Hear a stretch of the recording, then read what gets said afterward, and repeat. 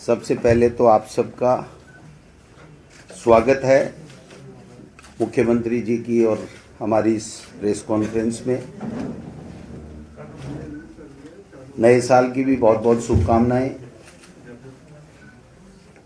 मुद्दा आप सबको पता है कि जिस प्रकार से पंजाब में जो चुनाव आ रहे हैं जल्दी, उसको लेकर के देश के प्रधानमंत्री जी और भारतीय जनता पार्टी बड़ी ऊहापोह में है, क्योंकि जिस प्रकार से 15-16 महीने से किसानों के साथ अत्याचार और अन्याय इन्होंने किया, जो 3 काले कानून इन्होंने लादने का काम किया और जिस तरीके से देश के किसानों से माफी तो मांगी, लेकिन देश के किसानों से, किसान संगठनों से कोई चर्चा नहीं की। बिना पार्लियामेंट में चर्चा किए उनको कानूनों को वापस लिया गया।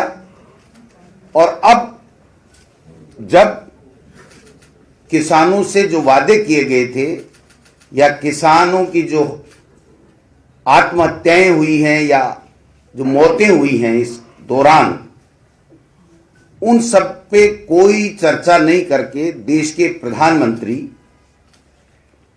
एक नई षड्यंत्र करके, नया देश में माहौल बना करके और वही छदम राष्ट्रवाद की तर्ज के ऊपर जो भारतीय जनता पार्टी का मेन एजेंडा है, उसी तरीके से एक देश में माहौल क्रिएट करके उत्तर प्रदेश, पंजाब आदि स्टेट्स के जो चुनाव हैं वो लड़ना चाह रहे हैं। जो घटना सबके सामने है कि रैली के लिए किसान आने को तैयार नहीं थे, वहां लोग आने को लिए तैयार नहीं थे। किसान अपनी बात रखना चाहते थे, उनकी बात को कोई तवज्जो नहीं दी जा रही थी। केंद्र के जल संसाधन मंत्री जो हमारे यहां से एमपी हैं, वो बार बार उनसे चर्चा कर रहे थे, लेकिन देश के प्रधानमंत्री से मिलाने का झूठा वादा भी कर रहे थे। खैर, जो कुछ भी हुआ उनको पता था, उसके बावजूद देश के प्रधानमंत्री आए।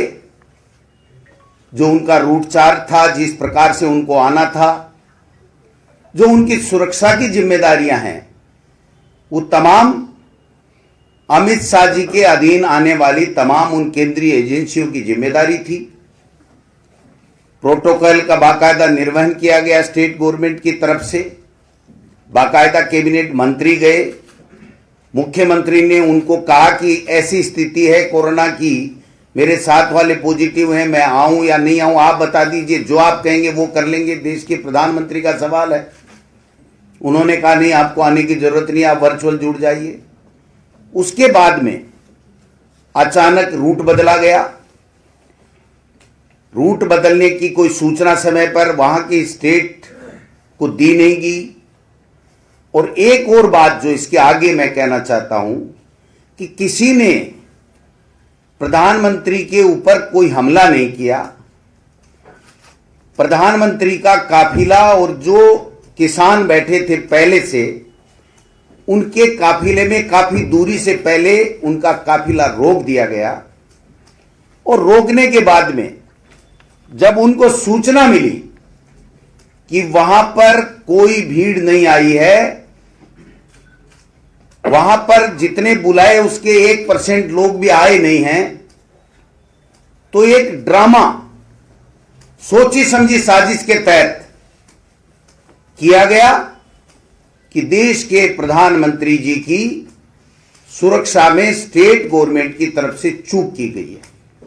पहली बात, देश के प्रधानमंत्री की सुरक्षा का जिम्मा केंद्र के द्वारा पारित कानून के मुताबिक अमित शाह जी और उनकी जो गृह मंत्री की एजेंसियां उनका था। दूसरी बात, देश के प्रधानमंत्री का हेलीकॉप्टर से जाना था, सड़क मार्ग के द्वारा नहीं जाना था। तीसरी बात, देश के प्रधानमंत्री जी को सुनने के लिए वहां लोग आना ही नहीं चाहते थे। ये केंद्र के वहां के प्रभारी गजेंद्र सिंह जी को पता था। चौथी बात, जब किसी ने नारा नहीं लगाया, हमला नहीं किया, किसी ने कुछ कहा नहीं और 10-20 मिनट के अंतराल में जब कहा गया कि देश के प्रधानमंत्री जी इधर से जाना चाहते हैं तो वहां की मुकामी पुलिस ने वो रास्ता साफ करा दिया। उसके बावजूद देश के प्रधानमंत्री, चूंकि वहां लोग नहीं थे, रैली असफल हो जाती। मीडिया ने चला भी दिया था कि देश के प्रधानमंत्री जी की रैली असफल हो रही है, मौसम भी खराब है, लोग भी नहीं पहुंचे हैं। उसके बाद में देश के प्रधानमंत्री जी के द्वारा, इतने बड़े पद के ऊपर बैठे हुए व्यक्ति के द्वारा इस तरीके का देश में माहौल बनाया जा रहा है कि कांग्रेस की सरकार ने प्रधानमंत्री जी की सुरक्षा में चूक कर दी। ये चूक नहीं है मित्रों। अगर वो प्रदर्शनकारी ये मांग भी कर रहे थे कि देश के प्रधानमंत्री हमारा ज्ञापन लें या हमारे से वार्ता का समय दें, तो ये उनका संवैधानिक अधिकार है। ये पहली बार नहीं हुआ है, इससे पहले भी देश के प्रधानमंत्रियों से हुई है। जब पंडित जवाहरलाल नेहरू जी प्रधानमंत्री थे तो एक महिला ने कॉलर पकड़ के ये कहा था कि हमें आजादी से क्या मिला। तो देश के प्रधानमंत्री उस वक्त के पंडित जवाहरलाल नेहरू ने यह कहा कि प्रधानमंत्री की कॉलर आप पकड़ रहे हो, ये देश में आपको आजादी के बाद में मिला है। 1955 की घटना, प्रधानमंत्री जी को काले झंडे दिखाए। एक नौजवान साहबुद्दीन था, फिर वो सिविल परीक्षा में पास हुआ, आईएएस बना। जब उनकी फाइल देश के प्रधानमंत्री के पास में गई तो लोगों ने कहा साहब इसने काले झंडे दिखाए थे, इसको परीक्षा में पास नहीं करना चाहिए, नौकरी नहीं ज्वाइन करानी चाहिए। देश के तत्कालीन प्रधानमंत्री पंडित जवाहरलाल नेहरू ने यह कहा कि इससे इसका कोई संबंध नहीं है, इसने मेहनत की है। चौथा उदाहरण, बीएचयू में इंदिरा गांधी जी को काले झंडे दिखाए थे। वीसी ने बच्चों को निकालने का निर्णय ले लिया था। इंदिरा जी ने कहा नहीं, उन बच्चों को मेरे पास लाइए, उनका अधिकार है बात करने का। 2 अक्टूबर 86 को राजघाट के पास में जब राजीव गांधी जी के करीब से गोली चलाई थी, एक्शन की बात आई तो राजीव गांधी जी ने कहा हमारे देश के नागरिक हैं, किसी बात से गुस्सा हो गए होंगे, उनके खिलाफ कोई बात नहीं होनी चाहिए। देश के प्रधानमंत्री जी बिना सूचना दिए, वो देश के प्रधानमंत्री हैं, नरेंद्र मोदी नहीं है, पूरे देश को बिना सूचना दिए बिरयानी खाने पाकिस्तान चले जाते हैं, तब कोई बात नहीं बनती है। और भी कई उदाहरण हैं कि देश के प्रधानमंत्री जी ने प्रोटोकॉल तोड़ करके और अपनी राजनीतिक रोटियां सेकने के लिए कई अवसर ऐसे आए हैं जिस पे इस तरीके की नौटंकियां की हैं। लेकिन आज चूंकि पंजाब के चुनाव हैं, उत्तर प्रदेश के चुनाव हैं, उनको केवल मात्र माहौल बनाना है कि देखो देश के प्रधानमंत्री को कांग्रेस के शासन में खतरा हो गया। देश के प्रधानमंत्री जी को यह कहना कि आपके, जैसा सोशल मीडिया में आ रहा है कि आपके मुख्यमंत्री जी को कह देना मैं सुरक्षित वापस जा रहा हूं जान बचा के, ये शोभा नहीं देता। फेडरल सिस्टम है, आप देश के प्रधानमंत्री हो, आपके पास सारे अधिकार हैं। उस मुख्यमंत्री ने क्या गलती कर ली? उसकी गलती यह है, अगर कोई है तो कि वो एससी का व्यक्ति है। उसकी गलती यह है कि वो भला व्यक्ति है जिसने ये कहा कि अगर देश के प्रधानमंत्री को किसी तरह की आंच आती तो मैं मेरा खून बहा देता, लेकिन देश के प्रधानमंत्री को आंच नहीं देने देता। ऐसे व्यक्ति के ऊपर, ऐसे कांग्रेस पार्टी के ऊपर जिसके इतने अच्छे अच्छे उदाहरण हैं स्वतंत्र भारत में, उसके बावजूद इस तरीके की बात बना के, बाउंडर बना करके, ट्विटर पे ट्रेंड करा करके, कभी स्मृति ईरानी जी बोल रही है, कभी कोई मिल रहा है, मैं आपको कहना चाहता हूं, किसान कभी हारता नहीं है, कभी डरता नहीं है, कभी झुकता नहीं है। इनको चाहिए था कि जब देश की लोकसभा में और राज्यसभा में ये बिल वापस लिए जा रहे थे, तब देश के किसानों से बात करनी चाहिए थी। उनके जो लोग मिल गए उनको मुआवजा दिया जाना चाहिए था, उनको नौकरियां उनके आश्रितों को दी जानी चाहिए थी। देश का किसान एमएसपी के गारंटी कानून की मांग करता है, उसके ऊपर चर्चा होनी चाहिए। उठा के झोला चल दिए कि हम तो चुनाव लड़ेंगे, पैसे हमारे पास में बहुत हैं, तो पैसों से सब कुछ नहीं खरीदा जाता। वस्तुएं खरीद सकते हो, भारत के नागरिक का ईमान नहीं खरीद सकती भाजपा के लोग। इसलिए समझ लेना चाहिए कि ये नोटंकी बंद करें, अपनी हार स्वीकार करें, किसानों से बात करें, माफी मांगे। इस कांग्रेस को सिखा रहे हो जिस देश के प्रधानमंत्री होते हुए भी देश की एकता और अखंडता के लिए शहीद हो गई, देश का पूर्व प्रधानमंत्री शहीद हो गया, उस परिवार की जिसने 2 माता, दादी और पिता दोनों खो दिए, उस परिवार की आपने आते ही एसपीजी की सुरक्षा हटा ली। आपको तनिक उस वक्त शर्म भी नहीं आई कि ये दिन आपको भी देखने पड़ेंगे, आप भी पूर्व होने वाले हो। तो आपकी कथनी और करनी में फर्क है। आप कहना क्या चाहते हो, करना क्या चाहते हो। जब देश के प्रधानमंत्री की सुरक्षा होनी चाहिए, तो प्रधानमंत्री जो इंदिरा गांधी जी और राजीव गांधी जी शहीद हो गए, उनकी हत्याएं की गई, उसके बाद में उसके परिवार की आपने किस कारण से सुरक्षा हटाई? क्या उनकी सुरक्षा महत्वपूर्ण नहीं है? इसलिए देश के प्रधानमंत्री की सुरक्षा को कोई खतरा नहीं था। जानबूझ के ये ड्रामा किया गया। एक देश में माहौल जो बनाने में ये माहिर हैं कि साहब हम तो देश के लिए ऐसा कर रहे हैं, हम तो ऐसे कर रहे हैं। आप अगर कर रहे हो तो किसानों को आप तुरंत बुला करके बात करके उनकी समस्या का समाधान करो। मैं समझता हूं ये सारी चीजें करने की आवश्यकता है। जब देश के प्रधानमंत्री वहां खड़े थे, तो मित्रों आप सबके पास में विजुअल है, देख लीजिए, भारतीय जनता पार्टी के लोग झंडे लेकर के नारे लगा रहे थे, प्रधानमंत्री मोदी जिंदाबाद, भाजपा जिंदाबाद। तो वहां खतरा कहां था? इनको कोई खतरा नहीं था। केवल मात्र वहां भीड़ नहीं थी, उनको इस तरीके से रूट चयन करना था। ये जिम्मा किसा पंजाब के डाल करके कांग्रेस को टारगेट बनाओ, जिससे उत्तर प्रदेश में और पंजाब में हमको ये लाभ मिल जाए। कहीं लाभ नहीं मिलने वाला है। जब तक उत्तर प्रदेश में किसानों के हत्यारी केंद्रीय मंत्री, जिसका बेटा मुलजिम है, उस केंद्रीय मंत्री को नहीं हटाओगे, वहां पर उत्तर प्रदेश में भी यही हाल इनके होने वाले हैं। प्रजातंत्र में हमारे मुख्यमंत्री जी भी बार बार कहते हैं कि कोई भी व्यक्ति अगर वो अपनी बात कहना चाहता है तो उसको हमको स्वीकार करना चाहिए, सुनना चाहिए, होने वाला काम होना चाहिए। उनके खिलाफ हम लाठी जोर जुलम से कोई काम नहीं कर सकते। तो ये अवधारणा जो कांग्रेस पार्टी की है, देश का प्रधानमंत्री हम सब का प्रधानमंत्री है।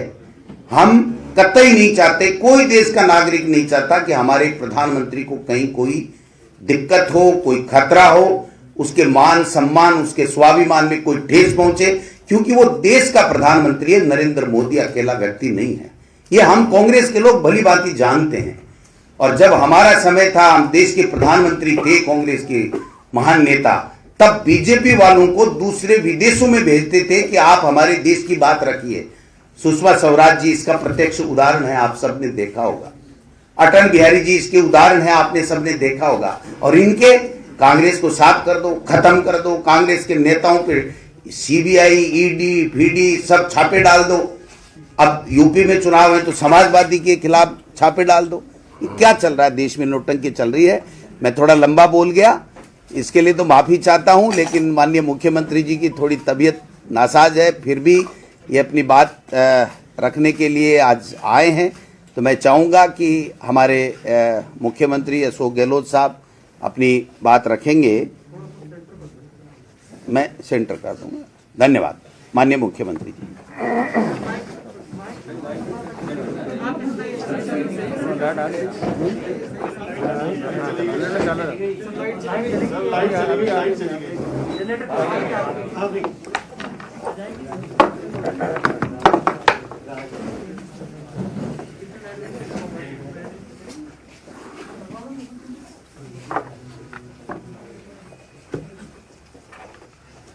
हमारे पीसीसी अध्यक्ष साहब ने विस्तार से आपको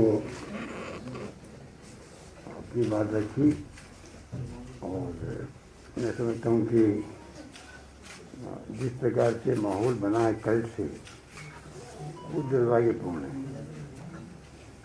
कल मैं देख रहा था दोपहर के बाद में जो बीजेपी के नेता लोग, जो केंद्रीय मंत्री जिस प्रकार का माहौल बनाने का असफल प्रयास कर रहे थे पूरे देश के अंदर, दुनिया के अंदर, कि कांग्रेस प्रधानमंत्री से घृणा करती है। मैं इसको खंडन करता हूँ। कांग्रेस प्रधानमंत्री से घृणा करती है।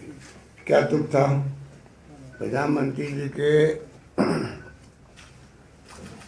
जी का प्रधानमंत्री होता है, वो एक पार्टी का नहीं होता है, और उसकी रक्षा करने के दायित्व सबका होता है।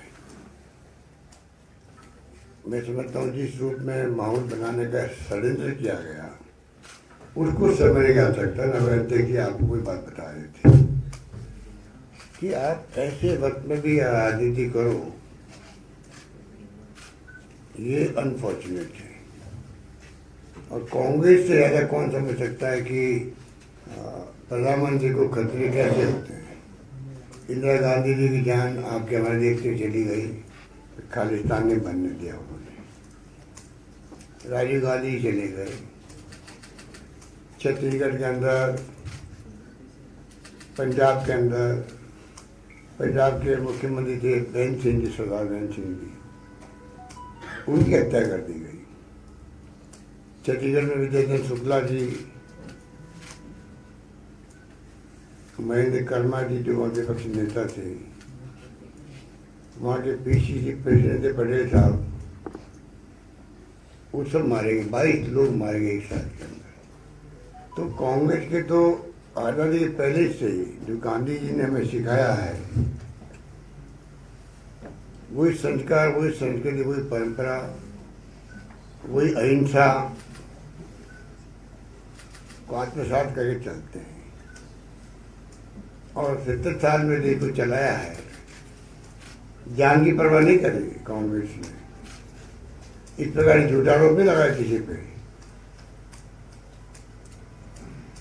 पहले भी कई बार जैसा भी बताया अध्यक्ष ने, राजीव गांधी पर फायरिंग हो गई थी, राजघाट पर हो गई थी। मनमोहन सिंह जी गए जेएनयू के अंदर, अमृतसर गए, काले झंडे दिखाए गए उनको। डेमोक्रेसी में ये सब संभव है। डेमोक्रेसी के अंदर धरना दे दिया किसानों ने, तो ये कोई नई बात नहीं है। ये भावना प्रकट करने का एक सिस्टम होता है, इसको बुरा नहीं मानना चाहिए, मैनेज करना पड़ता है। पुलिस मैनेज करे, कार्यकर्ता मैनेज करे, पार्टी मैनेज करे, और उन्होंने प्रयास किए भी था। मैंने सुना कि एक रात पहले रात को 3 बजे तक प्रयास किए गए। सीएम पंजाब के बोल रहे थे, उन्होंने किया। जो हमारे प्रभारी महामंत्री बीजेपी के हैं राजस्थान के, उन्होंने प्रयास किया। उन्होंने मना कर दिया, हम नहीं मानेंगे, तो समझ जाना चाहिए था। उसके बाद में आप इस रूप में जाने की तुक क्या थी? मेरे ख्याल से जो प्रयास किए गए होंगे वो किए गए होंगे कि रैली में कोई विघ्न नहीं पड़े, मेरे ख्याल से। तो उस वक्त तो नहीं था कि ये कोई बाई रोड जाएंगे, तो ये कहा होगा भाई आप लोग रैली को शांतिपूर्ण होने दो। मेरे ख्याल से प्रयास किए गए होंगे। उसमें उन्होंने अस्वीकार कर दिया। हेलीकॉप्टर उतरा, हेलीकॉप्टर क्या प्लेन उतरा आपका बठिंडा पे, और जाने लगे, मौसम खराब हो गया। अचानक आपने प्रोग्राम बनाया बाई रोड जाने का। रात और दिन का फर्क होता है। पूरा प्रोटोकॉल पीएमओ के मॉनिटरिंग में तय होता है, आईबी की इनपुट के साथ में। एसपीटी का एक्ट बना हुआ है 89 का, 87 का, 89 का, जिसे बाकायदा प्रधानमंत्री की सुरक्षा के लिए प्रोविजन किए गए। इंदिरा गांधी की हत्या के बाद में वो एक्ट बना था। वो कॉम्प्रोमाइज करते ही नहीं है। उनके बगैर इशारे तो पीएम का काफिला रवाना हो ही नहीं सकता जब तक रूट क्लियर नहीं हो, और जब तक वो एसपी वाला नहीं कह दे, प्रधानमंत्री या मुख्यमंत्री खुद कह दे, मान लो उनको, या जो प्रोटेक्टिव होते हैं, पहले सोनिया जी भी थी, राहुल जी में तो एक पूरा परिवार था। अभी अध्यक्ष ने कहा आपको कि 19 में 2019 में हटा दिया गया उनके, इस पर भी उन्होंने अपनी मानसिकता का परिचय दिया। आज के ज़िंदगी में अगर किसी ज़िंदगी बचानी हो, हम लोग भी कई लोगों को प्रोटेक्शन दिए हुए राजस्थान के अंदर, पूरे देश भर के अंदर MLA को MP को जिनकी थ्रेड होती है, एक प्रोसेस होता दी जाती है। क्या तुक था अगर SPG प्रोडक्ट थे वो लोग, तो उसके लिए अमेंड किया आपको पार्लियामेंट में, अमेंडमेंट तक हटा दिए, कोई बात नहीं, आपकी मर्जी, आपकी मानसिकता है। तो इस प्रकार का कल माहौल बना दिया गया, जैसे कि मतलब वहाँ की सरकार ने, वहाँ के मुख्यमंत्री सब इसमें शामिल थे। तो बहुत अनफॉर्चुनेट बात है कि प्रधानमंत्री जी ने कमेंट कर दिया वहाँ पर जिस रूप में, अब किस रूप में किया वो तो प्रधानमंत्री जाने कि किस रूप में उन्होंने क्या कमेंट कैसे किया होगा, क्यों किया गया है, या किन शब्दों में किया, किसी को नहीं मालूम। खाली एक एजेंसी की न्यूज़ की बात कह रहे हैं, पर क्योंकि PMO से या गृह मंत्रालय को इसका खंडन नहीं आया, तो देश मांगे चलेगा भाई PM ने कहा उससे ही कहा, ये कमेंट क्या होगा। पर ये कमेंट करना नहीं चाहिए। उनकी सुरक्षा का जिम्मा सरकार, स्टेट गवर्नमेंट तो ध्यान रखती है, उसकी ड्यूटी है, पर IB और SPG की बहुत बड़ी जिम्मेवारी होती है। उनकी कोई चर्चा नहीं कर रहा देश के अंदर कि क्या चूक हुई। आप जांच करवा लीजिए, मुख्यमंत्री खुद कह रहे हैं। तो इस प्रकार से स्मृति ईरानी जी जो बोल रही थी या दूसरे जो नेता बोल रहे थे, हमें दुख हुआ कि आप कांग्रेस के बारे में इस घटना को, कांग्रेस को लपेट रहे हो आप चुनाव के राजनीति करने के लिए, क्योंकि चुनाव 5 राज्यों में है, इस पार्टी को बदनाम करने के लिए।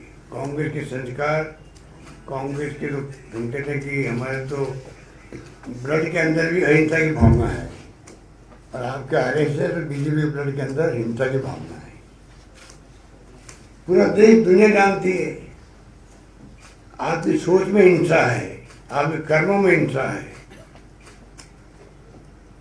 आपके व्यवहार में हिंसा है, दुनिया जानती है। वो हमें पाठ पढ़ाएंगे हिंसा का, अहिंसा का, ये सोचने वाली बात है। उनकी सोच वही है देश के अंदर। आज जो तनाव और जो माहौल बना हुआ देश के अंदर, अविश्वास का, टेंशन का, हिंदू मुस्लिम सिख ईसाई पारसी जैन क्यों बना हुआ है? 70 साल से अब लोग साथ रहते आए हैं, देश एक रहा, अखंड रहा। खालिस्तान में आतंकवादी है जो गतिविधि की तो इंदिरा गांधी को मालूम था मेरी जान जा सकती है, तब भी उन्होंने परवाह नहीं करी, देश को एक रखने के लिए, अखंड रखने के लिए उन्होंने एक्शन किए और जान चली भी गई। ये त्याग बलिदान की बात है, देश की आज़ादी के वक्त में भी, आज़ादी के बाद में भी। ये लोग क्या जाने इनका, ये तो चुनाव जीत गए धर्म के नाम पर, कब तक काम चलेगा इनका? धर्म के नाम पर कब तक राजनीति करोगे? धर्म के लोग भी समझ जाएंगे कि आपकी सच्चाई कितनी है, आपकी कटनी में करने में कितना अंतर है, आप क्या कहते हैं क्या करते हैं, सबको मालूम हो जाएगा। इसलिए जो कुछ भी कल घटना हुई उसका सबको दुख है। प्रधानमंत्री की रक्षा करना, पूरे देशवासी दुआएं करते हैं उनके लिए। तो प्रधानमंत्री होता देश का, पूरी दुनिया के अंदर मान सम्मान प्रधानमंत्री के निमित्त मात्र होने से भी देश का बढ़ता है। उसके ऊपर कैसे कुछ सोच सकता है? तो जिस प्रकार की बातें की गई, मैं समझता हूँ कि तो बहुत ही अनफॉर्चुनेट बात थी। तो इसलिए मैं कहना चाहूँगा कि इस प्रकार से माहौल बनाने की आवश्यकता नहीं थी। और एक अध्यक्ष ठीक कह रहे थे, एक मुख्यमंत्री पंजाब को आज़ादी के बाद पहली बार मिला, एक संयुक्त राष्ट्र के मिले, पूरे देश में वेलकम हो रहा उनका। पूरे मुल्क में एक मिस्टर चेनी जो संयुक्त राष्ट्र के मुख्यमंत्री बने हैं, पूरे देश ने वेलकम किया उनका। और आप उसके बारे में उनको मैसेज दिलवा रहे हो आप प्रधानमंत्री जी, क्या आप कह रहे हैं मुख्यमंत्री महोदय को कि मैं बच के आ गया, जिंदा आ गया, जो भी कहा उन्होंने। बहुत मैं समझता हूँ कमेंट को नहीं करना चाहिए। इस रूप में जो स्थिति कल बनी, इसमें उचित समझा कि हम आपके साथ में रूबरू हों और अपनी भावना बताएं किस प्रकार से ये देश किस दिशा में जा रहा है, किस दिशा में जाएगा, अभी सब चिंतित है इसको लेकर। ये देश का पत्रकार हो, लेखक हो, साहित्यकार हो, कोई बुद्धिजीवी हो किसी रूप में, या पॉलिटिकल या नॉन पॉलिटिकल लोग हों, आज सब चिंतित मन के अंदर।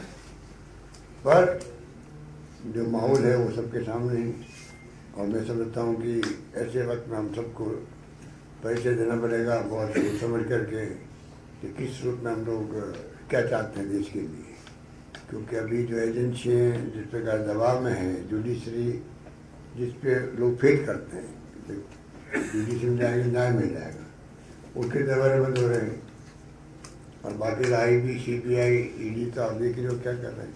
जहाँ चुनाव होते हैं वहाँ उनके कारनामे शुरू रहते हैं। तो पूरा देश समझना देखना है। और ये घटना जो है, ये घटना जिस रूप में सामने आई है, अचानक आप बाई रोड चले गए, अचानक वापस आना पड़ा आपको, ये कहीं कहीं आपको SPG, IB कि पूछना चाहिए भाई बताओ क्या एक्टिव स्थिति क्या बनी, वहाँ की पुलिस ने आपको कॉपरेट नहीं किया था क्या, SPG वाले कहे बात को। तो इस प्रकार से ये माहौल बनाया गया, उससे बहुत ही पूरे देश के अंदर पूरा मीडिया भी कर से ही चला रहा है। तो मैं उम्मीद करता हूँ कि ये जितने नेता हैं BJP के जो लैंग्वेज काम ले रहे हैं उसमें अपने आप को रोकेंगे और देश को गुमराह नहीं करेंगे। देश को गुमराह करने की बात है ये जिस प्रकार से बोला जा रहा है। सर बार बार ऐसा हो रहा है कि किसी राज्य में इलेक्शन हो तो केंद्र और राज्य के बीच टकराव की स्थिति बन जाती है। पहले पश्चिम बंगाल में भी इसी तरह की बयानबाजी, तो क्या पूरा एक तरीके से पॉलिटिकल माइलेज नहीं सर? ये तो आप देख ही रहे हैं, ये तो देख ही रहे हैं, बिल्कुल ये इसी रूप में राजनीति कर रहे हैं। हम चाहते हैं लड़ी विचारधारा की हो, उसमें कोई दिक्कत नहीं। सरकार जिस पार्टी बनेगी जनता चाहेगी, परंतु अगर आप उनको डाइवर्ट करेंगे अपने हितों के लिए, गुमराह करेंगे लोगों को, तो ये उचित नहीं कहा जा सकता। सर आपकी समझ क्या कहती है, बठिंडा से अचानक उन्होंने सड़क मार्ग से जाने का प्लान बनाया, क्या ये सुनियोजित था? क्या उन्होंने प्रधानमंत्री पद की गरिमा के विपरीत जाके काम किया? आपका अनुभव या कोई कांटेक्ट आपने किया क्या? देखिए मैं इसमें कोई कमेंट नहीं करना चाहता, वो तो उनके दिलो दिमाग में क्या होगा वो जानते हैं। परंतु ये इस प्रकार से बिना इनको मालूम था, जो सबसे बड़ी बात आज सामने वो आ रही है कि ये बता दिया गया था कि वहाँ पे किसान आंदोलन कर रहे हैं। कल विश्लेषण भी आ रहा था मीडिया के अंदर भी। कोई सोचने वाली बात ये है, अचानक आंदोलन शुरू हो गया रवाना होने के बाद में, प्राइवेट काफिला रवाना हुआ, बार बार न्यूज आ रही है ना कि इतना कैसे मिली किसानों को। ये मुख्यमंत्री निकलता घर से बाहर, वायरलेस चलते तो पूरे जयपुर के अंदर चाहे कोई कोना हुआ पहुंच जाता है कि मुख्यमंत्री का काफिला गया इधर निकल रहा है, आप लोगों को मालूम पड़ जाता है और आप लोग पहुंच जाते हो ऊपर टांगे, तो हमें तंग करने के लिए। तो आप बताइए कि मुख्यमंत्री का काफिला जब निकलता है मालूम पड़ जाता है, वो तो प्राइम मिनिस्टर काफिला है, कैसे मालूम नहीं पड़ेगा? वो कल मीडिया चला रहा है उसको भी। इसलिए ये बातें बिल्कुल ही कोई बेहतरी बातें हैं। सर एक तो ये कहा जा रहा है कि जहाँ रैली होनी थी वहाँ लोग नहीं जुटे, खाली कुर्सियाँ थी, और इसके बाद ये सारा वाकया शुरू हुआ और पूरी राजनीतिक बातें शुरू हुई। वहाँ लोग ही नहीं जुटे, पीएम की रैली में संख्या बल ही नहीं था। सत्य बात यही यही है, कारण है सर, यही कारण है सर। सत्य बात यही है। बड़ा कारण सर यही है। तो ये आप बताइए, ये कोई छिप तो सकता नहीं। अगर मान लो बरसात आई, कुर्सियाँ खाली दिखी, तो आप प्रोग्राम आप कैंसिल कर देते थे कोई ग्रेसफुली तरीके से, बजाय इसके आरोप लगाते आप मुख्यमंत्री पर और सरकार पर, वहाँ की सरकार पर। क्योंकि चुनाव होने वाले 2 महीने बाद में ग्रेसफुली अनाउंस कर देते पोस्टपोनमेंट, क्योंकि बरसात आ गई है। होता कई बार हम लोग प्रोग्राम पोस्टपोन होते हैं, उसकी वजह आपने रास्ता दूसरा चुना। इसकी भी जांच होनी चाहिए, जांच होनी चाहिए कि क्या कारण था कि जहाँ आपका मालूम था कि वहाँ पे बरसात हो रही है और लोग आए नहीं रैली के अंदर, उसके बाद में प्रधानमंत्री को रवाना क्यों कराया गया, किसने करवाया रवाना, किसने गुमराह किया प्राइम मिनिस्टर को, या प्राइम मिनिस्टर खुद ने तय किया जाने का? ये देश की आवाम के सामने बात आनी चाहिए। सर आप कहिए कि जवाबदेहिता होनी चाहिए। पंजाब सरकार से भी कोई जवाब मांगा गया था आलाकमान की तरफ से, क्योंकि ये तो जांच का विषय है, बाद में पता लगा गलती किसकी है किसकी नहीं है। किनसे? आपने कहा कि कल जो आपने ट्वीट किया सर कि जवाबदेहिता सबकी होनी चाहिए इस तरह के मामलों में, तो क्या पंजाब सरकार से भी कोई जवाब मांगा गया है? क्योंकि अभी तो तय नहीं है किसकी गलती है। आलाकमान ने क्या अपने स्तर पर अपनी सरकार से जवाब मांगा है कि किसकी गलती रही? तो गृह मंत्रालय मांग रहा है, हम क्या मांगे? क्या दिक्कत आ रही है? मांगना तो चाहिए। गृह मंत्रालय मांगे तो मांगे, हमें क्या दिक्कत है उसमें? गृह मंत्रालय ड्यूटी है, गृह मंत्रालय जिम्मेदारी भी तो है, आईबी हो चाहे मेरा एसपीजी सवाल हो। ये है कि कांग्रेस हाईकमान ने भी क्या कोई जवाब मांगा है? कांग्रेस हाईकमान क्या मांगेगा? कांग्रेस हाईकमान का खुद पार्टी संगठन का काम थोड़ी है। मैं जवाबदेहिता वाली बात कर रहा हूँ। जवाब कहा जवाबदेही अपने स्तर पर कोई पीएम की सुरक्षा का मामला है, इसलिए वो तो अपने पूछा स्तर पर ना, जवाब पूछा है ना, तो उनका काम है। पूछा है ना। उन्होंने कहा हमारी कोई गलती नहीं है, अचानक उन्होंने प्रोग्राम बनाया, अचानक वापस जाने का बना लिया। और ये भी कहा पहला चीफ मिनिस्टर ने, मुझे दुख किस बात का है कि बगैर मीटिंग किए हुए प्रधानमंत्री को जाना पड़ा, और अगर उन्हें जान को खतरा होता तो पहले मैं अपनी जान देता। इससे बड़ी बात एक चीफ मिनिस्टर क्या कह सकता है? दमखम के साथ उसने कहा अगर उनको खतरा नजर आता मुझे तो मैं पहले जान अपनी देता। तो हमारे प्रधानमंत्री, सम्मानीय प्रधानमंत्री, ये भी तो कहा उन्होंने। मुख्यमंत्री जी, आप बार बार बोल रहे हैं कांग्रेस की, वहाँ की कांग्रेस पार्टी और वहाँ की सरकार के खिलाफ एक षड्यंत्र है, ये पूरा माहौल बनाया जा रहा है। क्या आपको लगता है कि चुनाव से पहले धारा 356 के इस्तेमाल की केंद्र की ये कोशिश हो सकती है वहाँ की सरकार को बर्खास्त करके निगरानी में कराने की? ये बात मैं और दूसरा सर, इसके साथ ही एक छोटा सवाल सर, सर सरकार जो हमारी सरकार गिराने वाले षड्यंत्र में शामिल हैं, उनको मुझे क्या मालूम वो क्या षड्यंत्र पंजाब में कर रहे हैं? बताइए, आप कमाल है, आप मुझसे पूछ रहे हो। ये जितने लोग हैं प्रभारी हैं, जो राजस्थान बिलोंग करते हैं, जो दिल्ली में बैठे हुए लोग हैं, जिनकी जिम्मेदारी आती है, तमाम लोग राजस्थान सरकार को गिराने षड्यंत्र में शामिल थे। उनके मन में क्या है पंजाब के बारे में कैसे कह सकता हूँ आपको? कल पंजाब के लोगों को 42,000 करोड़ की सौगात देने वाले थे, अब उस सौगात का क्या होगा? ये तो मना कौन कर रहा है उनको? कौन देगा सर? अब तो उनको मना कौन कर रहा है? दे दीजिए। आजकल तो वीडियो कॉन्फ्रेंसिंग के सब काम हो रहे हैं, गवर्नेंस चल रही है, आप वीडियो कॉन्फ्रेंसिंग कीजिए और 42,000 करोड़ की सौगात दे दीजिए। आप इस बात का अंदेशा आपको भी है कि यहाँ पे भी अगर पीएम या होम मिनिस्टर आते हैं तो इस तरह का बदनामी करने का अंदेशा यहाँ भी हो सकता है स्टेट में?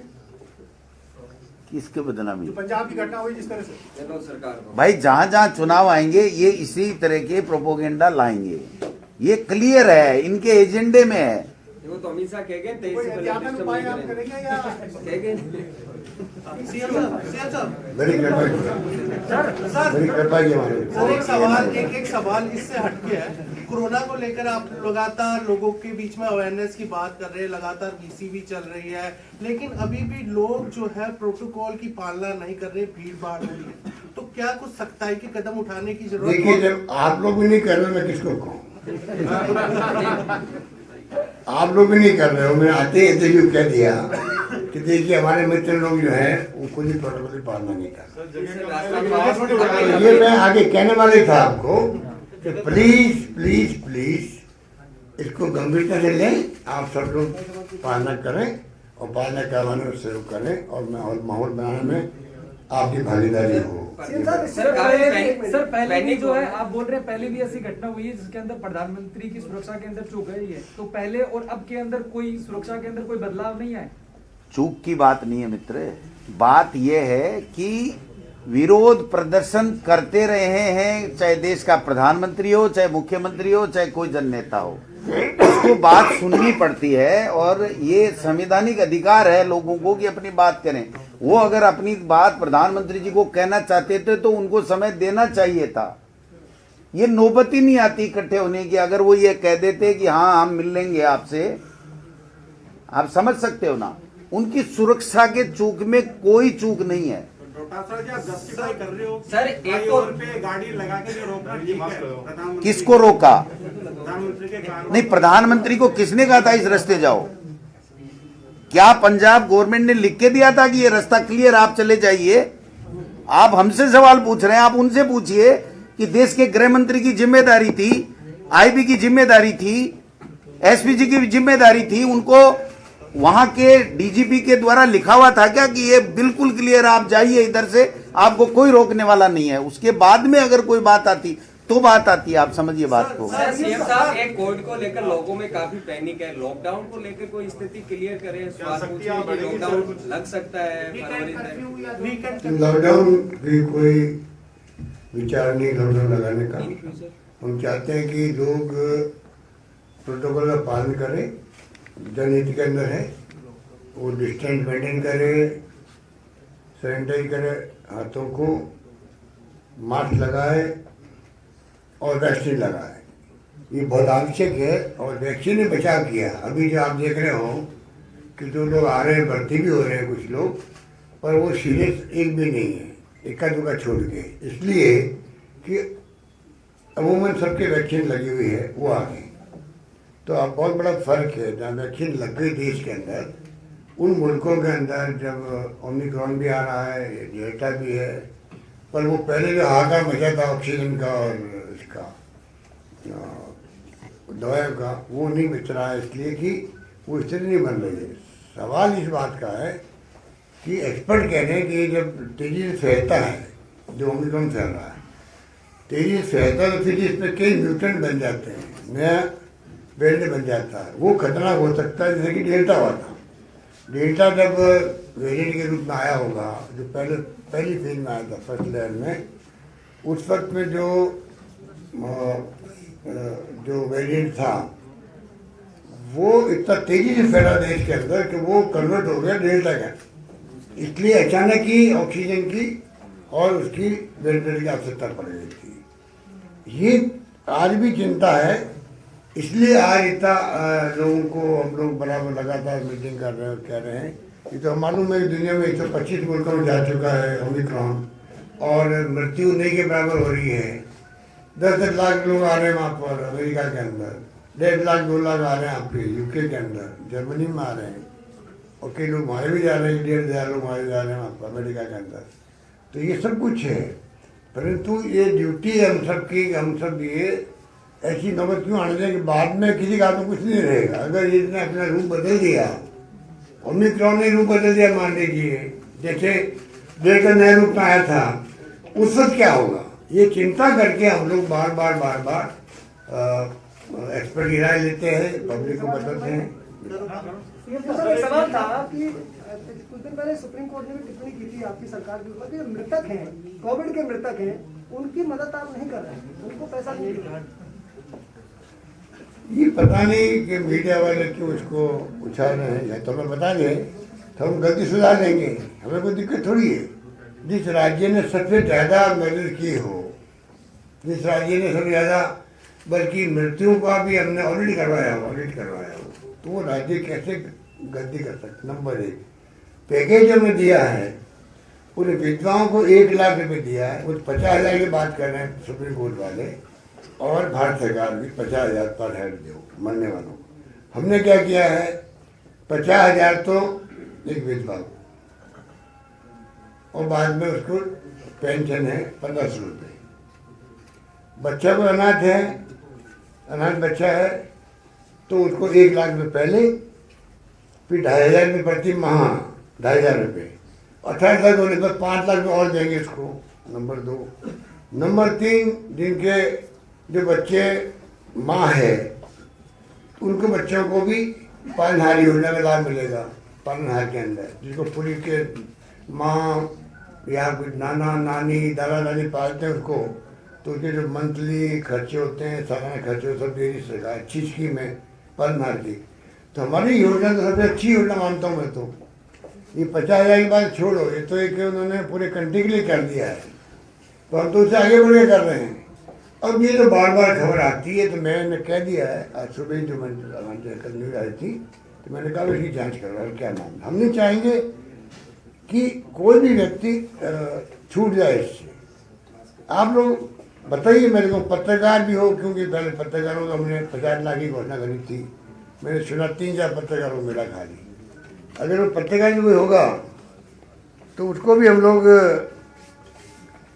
8,000 गुरबचार विधवाओं को 1-1 लाख रुपए और 167 अनाथ बच्चों को 5-5 लाख और 5,000 से अधिक विधवाओं के बच्चों को लाभ। मतलब कहने का मतलब कि ये कोई कमी नहीं है, हम तो इसकी पूरी तरह पैकेज दे के आगे बढ़ रहे हैं। फिर भी जो खबर आती है तो मैं उसकी जांच करवाता हूँ, दिखवाता हूँ कि इसमें कहाँ कमी रह गई है, तो कमी रह गई हम दूर करेंगे उसको। गहलोत साहब, जो पंजाब में पीएम के काफिले को लेकर मुद्दा था, उसको लेकर आपको लगता है कि कांग्रेस को डिफेंसिव में नहीं जाना चाहिए, सवाल खड़े करने चाहिए? क्योंकि कल जिस तरह से बयान आए वहाँ के सीएम चन्नी के, उससे लग रहा है कि कांग्रेस डिफेंसिव पे चली गई, जिसको लेकर बीजेपी और उग्र हो गई। ऐसी कोई बात नहीं है। चीफ मिनिस्टर की ड्यूटी है कि जिस प्रकार से उनके ऊपर अटैक किए जा झूठे तथ्यहीन और केंद्रीय मंत्री मंडल के अधिकांश लोग आप देखिए एक के बाद एक उतारे गए थे कल मैदान के अंदर, और उनसे बखान कराए वस्त्र दिलवाए गए थे। तो मुख्यमंत्री ने अच्छा किया प्रेस कॉन्फ्रेंस करके सर स्थिति स्पष्ट कर दी। मेरे पास फीडबैक है, उसका बड़ा अच्छा इम्पैक्ट रहा कि चीफ मिनिस्टर से बातें अब स्पष्ट तौर से सबको बता दी। सर जिस तरीके से लगातार कोरोना के केसेस बढ़ रहे हैं और ये महामारी की तरीके से आगे बढ़ रहा है, तो आपको लगता है जो अभी इलेक्शन सामने आने वाले उनको पोस्टपोन कर दिया जाना चाहिए? कल मेरा देखा नहीं ट्वीट, आपने रैली का आपने सर नया सुझाव दिया है कि रैली जो है वो वर्चुअल इसी के जरिए होनी चाहिए। आपका आप सुझाव? लगाए इलेक्शन पोस्टपोन तो मान लो हो नहीं सकते इलेक्शन कानून के हिसाब से भी, पर रैली पोस्टपोन हो सकती है। आपने देखा बंगाल के अंदर भी लास्ट में फिर कह दिया था इलेक्शन कमीशन ने 5,000 लोग ज़्यादा नहीं होंगे। वो बात तो पहले भी कह सकता था, उसकी आलोचना भी होती है इलेक्शन कमीशन की। अब क्यों नहीं वो अभी से ही एक्शन करे? आजकल तो IT का युग जमाना है, वीडियो कॉन्फ्रेंसिंग होती है, आप टीवी में टाइम दे दीजिए सब पार्टियों को, उम्मीदवारों को, कुछ भी हो सकता है। पर आज जब मालूम है कि रेगुलरली फैलता है तो इसको अविलंब इस पर कार्रवाई करनी चाहिए इलेक्शन कमीशन को। इंटरनेशनल मार्केट में क्रूड के दाम लगातार घट रहे हैं। किसके? इंटरनेशनल मार्केट में क्रूड कच्चा ऑयल। और बात ये उठ रही है, कांग्रेस और कम्युनिस्ट पार्टी ये मांग उठा रही है कि एक्साइज ड्यूटी सेंट्रल को कम करनी चाहिए, इससे 25 से 26 रुपए पर लीटर तक का फर्क आता है। आप हमेशा एक्साइज ड्यूटी को लेकर बात कहते रहे, तो आपका क्या सोच है कि क्या सेंट्रल गवर्नमेंट को? पहले कहता हूँ, अभी कहता हूँ भाई कम होनी चाहिए। जब कम हो रही है तो कल भी आया था मीडिया के अंदर, काफी बड़ा जंग मिल सकता है, 20-25 रुपए का ऐसा कुछ आया था। तो खुली बात है कि भाई जब कम हो रही है, देखिए इनका वित्तीय प्रबंधन डिपेंड कर रहा है खाली क्रूड ऑयल पे। बात ये पिछले 15 के 7 साल से इनका जो वित्तीय प्रबंधन है वो लूट रहे हैं लोगों को, चाहे कितने क्रूड का नीचे आ जाओ तब भी पूरा पैसा वसूल कर रहे हैं पब्लिक से, चाहे पेट्रोल हो, डीजल हो या गैस जो भी हो, और लाखों करोड़ रुपए इनके पास में इकट्ठे हो रहे हैं। उससे इनका काम चल रहा है, इसकी भी ला रहे हैं लोगों को। पर इनको राज्यों में हिस्सा भी मिलना चाहिए, वो सब हिस्सा बंद हो चुका है, क्योंकि इनकी बेसिक एक्साइज ड्यूटी इन्होंने बिल्कुल नीचे लिया है, जिससे हिस्सा मिलता था हम लोगों को, और स्पेशल एक्साइज ड्यूटी बढ़ा दी जिससे हिस्सा नहीं मिल रहा। सिंपल बात है, सिंपल बात है। ये इनकी नीति अच्छी नीति नहीं है। हो गया?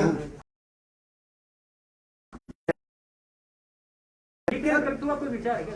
वीकेंड शनिवार सैटरडे संडे जन अनुशासन पहले आपने लगा एक साल बोलते मैं अकेला हूँ। सर शनिवार वीकेंड कर्फ्यू की बात है। शनिवार और संडे 2 दिन का वीकेंड कर्फ्यू लगाने का फ्यूचर में विचार है? अभी तक तो आप लोग बोलोगे, मैं सुनूंगा, हम लोग अपन बात करेंगे, तेजी से करनी पड़ती है बात मेरे। सत्ता सेंटर में जो है तालमेल भी रहे और आपकी सलाह से काम हो, वो बहुत जरूरी है। इसलिए अभी आपने कह दिया, हमने दिमाग में बात आ गई। हम तो मीडिया हो या पब्लिक हो उनके फीडबैक को बहुत बड़ा मानते हैं कि फीडबैक आधार पर ही खर्च होने चाहिए। और भी क्वेश्चन? Thank you. स्वर्ण चक्र विजेता के साथ आज इस तरीके से सैनिक स्मारक समझाया गया और जो रीट अभ्यर्थी आपका क्या था? योजना का जो लाभ है अधिकतर नहीं मिल पा रहा हॉस्पिटलों में, उसके लिए मतलब क्या करना है? चेक करा लेंगे। चिरंजीवी योजना का वो ये कह रहे हैं कि लाभ कब मिलने की बात है। कहाँ नहीं मिल रहा है? करा लेंगे। बड़े अस्पतालों में सर बड़े हॉस्पिटल वो कहते हैं नारायण हड़ताले जैसा नहीं मानता नहीं मानते पीछे हॉल में सबके लिए चाय। नहीं सर सर ये जेन्युइन प्रॉब्लम है सर, नारायण हड़ताले भी नहीं मानता, बड़े अस्पताल कोई नहीं मानता। हाँ सर नारायण हड़ताले नहीं मानता। Thank you. चाय के लिए